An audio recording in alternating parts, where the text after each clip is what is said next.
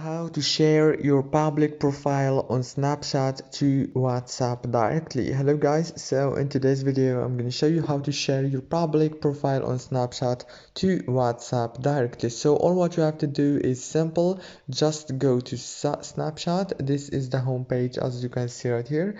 Now go to the top corner, click on your avatar and scroll down until you find my public profile option.